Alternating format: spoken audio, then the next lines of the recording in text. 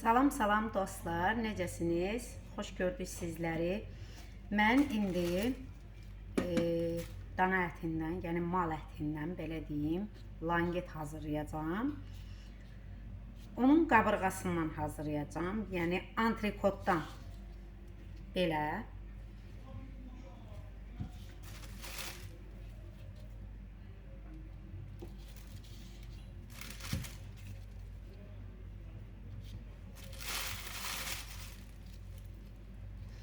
Deməli, bunları belə düzdük.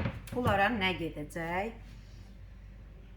Deməli, bunları ilk öncədən biraz belə döyəcləyirik. Belə bunun üstünə salafan qoyuruq. Az, çox əzmirik.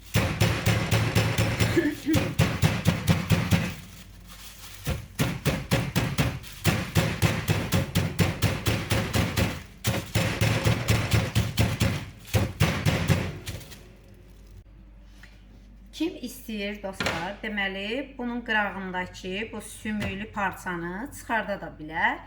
İstəyə uyğun, kim istəyir çıxardır, kim istəyir çıxartmır.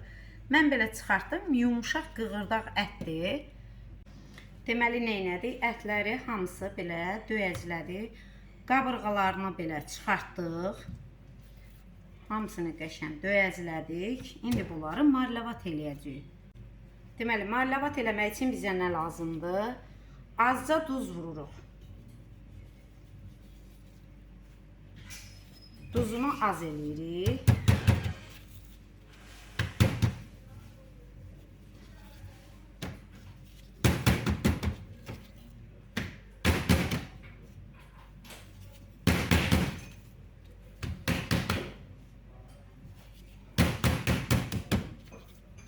Sonra da qara istiot.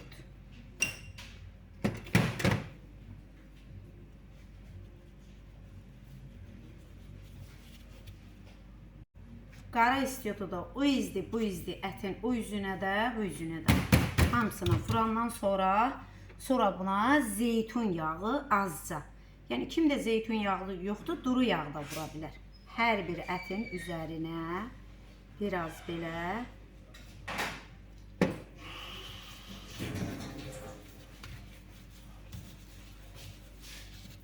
yenə də o üzdü, bu üzdü.